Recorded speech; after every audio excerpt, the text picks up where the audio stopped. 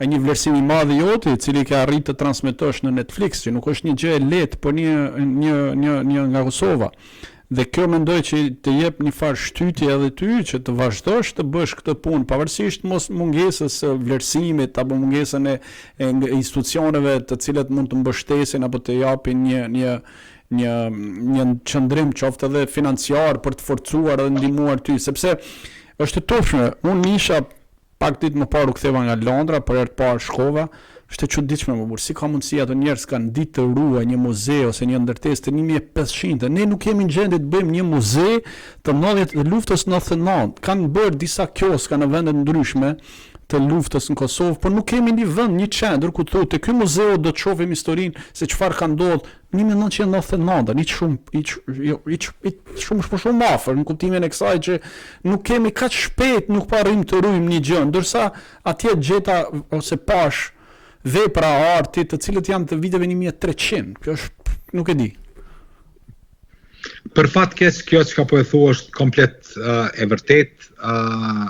Na duhet një vetdije, njerëzit kanë qenë të fokusuar pas politikave për mu banale ditore, në Kosovë, në Shqipni, po edhe kudo tjetër që jetojnë shqiptarët ku kanë pushtet ose janë në garë politike, ka shumë lef e urrejtje, e fajin e kanë të gjithë, fajin e kanë nga jetim, shpesh herë mbetet jetim, shpesh herë mbetet në ajër si topi në volejboll dhe për fat keq kjo është rrethana të cilën e jetojmë, por thash shpresoj edhe besoj që do të bëhet më mirë dhe të lum ata që arrin me dal normal nga kjo vorbull. Ja, kuptoj. Uroj ta shijojmë edhe ne, se pavarësisht moshës ta shijojmë edhe ne, që të vjen një ditë edhe për ne. Po unë shoh Fatmir je shumë aktiv në rrjetet sociale ku shpesh reagon ndaj fenomeneve dhe problemeve në Kosovë. Shumicën e herëve me humor, por është humori mjaftueshëm për të ndikuar realisht në shoqëri. Jo, nuk është i mjaftueshëm. Vyn edhe një guxim edhe një përpjekje për inkuadrim, duke shpresu që nuk gjykohesh si person që i takon një grupacioni të caktuar politik. Unë kam mendim politik, kam qëndrim politik, për fat të mirë ka qenë vendimi im i kaq më shumë që të mos inkuadrohem në asnjë parti politike përkundër faktit të ftesave të ndryshme që kanë ardhur. Po dhe është më larg kjo e fundit që u ofru nga Albin Kurti të jesh edhe ministri i kulturës. Që të them drejtën, unë e mora çik me shaka për shkak faktit që duke qenë që të ndjek në rrjetet sociale dhe përdor shpejt ironi ose sarkazëm, po. Jo, ishte një histori me kryeministrin Kurti, pra ftesa të tilla ka pas edhe më herët. Po kanë qenë ftesa kryesisht për të hyrë në lista politike dhe unë nuk hyj në lista politike. Nuk dua të hyj e të shohem artificialisht me njerëz me idenë me mbledh do vota. Nuk mund të flas sepse e konsideroj që në të gjitha partitë politike ka njerëz të ndershëm e normal që mundën me dhënë një kontribut të caktuar për një çështje të caktuar. Patjetër, nuk ka shumë që nuk bien edhe në sy. Nuk mund të gjuhem dikujt a priori. Do me thonë nuk e bëj atsam, prandaj përderisa është një klimë e tillë unë asnjëherë nuk kam hyrë. Ka qenë një përgjigje e njëjtë për të gjithë, cilët më kanë ftuar më herët. Jo kam thënë që nëse më shihni ndonjëherë në grup punus, në çkado ku unë muj me dhon kontribut për me rregullu një çështje për cilën unë mendoj që di, atëherë jam i gatshëm që të provoj të jap kontributin tim.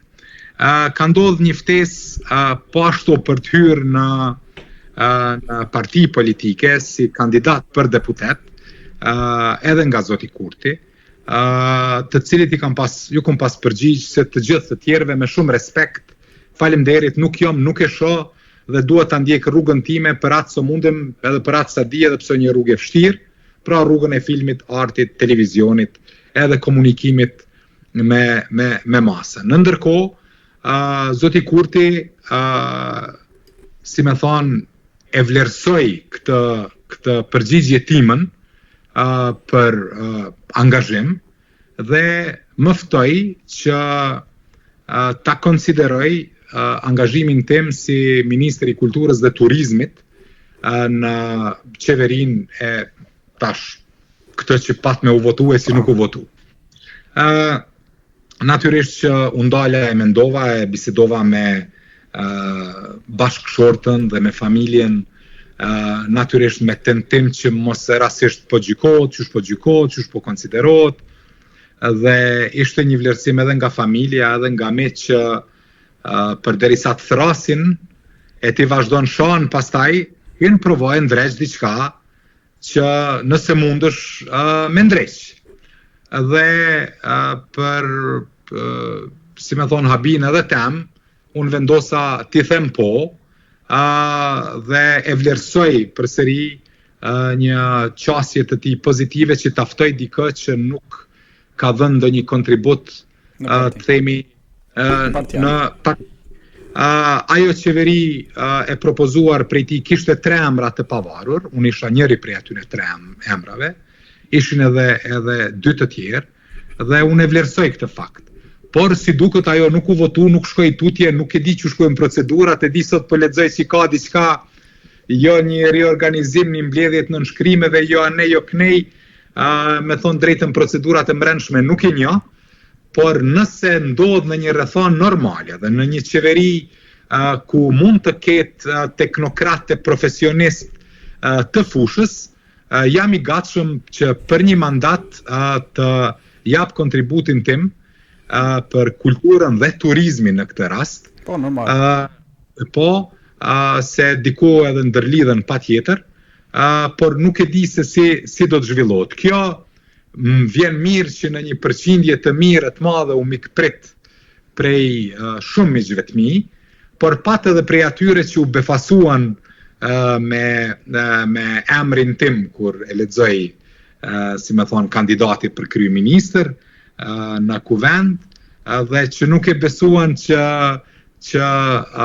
mund të që kam pranu një gjë të tillë, por unë pavarësisht që ajo nuk u bë, jam përsëri i gatshëm që nga grupet punuese, ato të vogla e vullnetare në të cilat unë kam qenë plot herë, e deri tek çfarë do teme, ti përgjigjem kryeministrit Kurti dhe cilit do kryeministër të Kosovës që ka qëllim të mirë, që e sheh kulturën me sytë e mi, që ta fitoj hapësirën time me merit, në mënyrë që unë dhe komuniteti im dhe ata artistë që vinë në të ardhmen të kenë një botë më të lehtë, një rrethon më të lehtë, edhe një situatë më të mirë për të vepruar e për të krijuar. Ky ka qenë qëllimi. Do ishte një nder në fakt edhe për Kosovën që të ketë njerëz të profesionistë të fushave, sepse realisht dhe fatkeqësisht ne jemi mësuar si në Shqipëri, në Kosovë, që dikush një anonim është zgjuar në mëngjes, është bërë ministër apo është bërë president në Shqipëri. Pra, kemi raste pafundësisht që kanë ndodhur. Por uroj që këtë frym ta kenë me profesionistët, jo me njerëz anonim të cilët thjesht për shkak akrabave, fisit e familjes, se hajde burra ta marrim ta vendosim aty, dhe të rrit dhe 3 fjali mos t'i bëj bashkë asnjëherë. Dhe për këtë fakt uroj që ta vlerësojnë jo vetëm ndaj jush si personazh për ministrin e kulturës dhe arsimit, ministrin e kulturës dhe turizmit, por edhe dikasteret ndryshme, ministritë të tjera të marrin profesionistë, qoftë edhe jashtë politikës, pse jo? Sepse mendoj që kanë eksperiencë, ka individ pafundësisht shqiptar të Kosovës dhe jo vetëm në jashtë shtetit që kanë ndriçuar në një farë mënyrë ose kanë pas një karrierë shumë të suksesshëm dhe janë njerëz të mirë. Nuk hyn flamur, nuk hyn afrohen për të kontribuar për vendin nëse i duhet ose e thirrin në një moment caktuar. Nuk hyn flamur, edhe nuk jam i sigurt a bëjnë mirë apo jo, sepse në këto troje tona poshtnimi publik i organizuar është në zenitin e vet.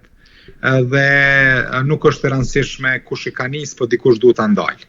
Do me thonë, ajo që quhet në anglisht public humiliation, nëse zgaboj, në troje tona është jashtëzakonisht prezent dhe këtu bëhet një luftë e tmerrshme që të poshnosh, e të ofendosh, e të keq kuptosh në qoftë se edhe atëherë kur mund të kesh një qëllim të mirë. Në fakt edhe rrjetet sociale, mediat sociale kanë bërë një gjë të tillë që në shumë shpesh njerëzit sulmohen, qoftë edhe pa të drejtë thjesht për faktin që i doli emri për të bënë një vend, e mundohen mungesë të argumenteve, të fyen, të ofendojnë, të shahin, të delegitimojnë pa një arsye. Dhe është të theksuar edhe në Shqipëri një gjë e tillë. Kjo duhet të ndalet sepse është bë acaruese dhe është bë e mundimshme.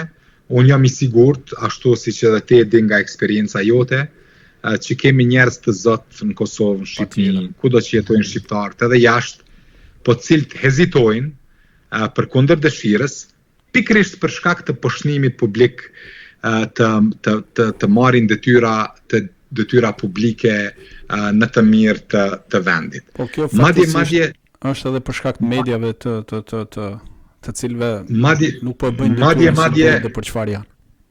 Madje edhe kur thu që po hy për të bërë një sakrificë personale nga komoditeti çdoditshëm, kjo frazë mbase sot të e pas parasysh intensitetin e poshtnimit publik, kjo frazë tingëllon edhe gati humoristike. Kjo është e vërtetë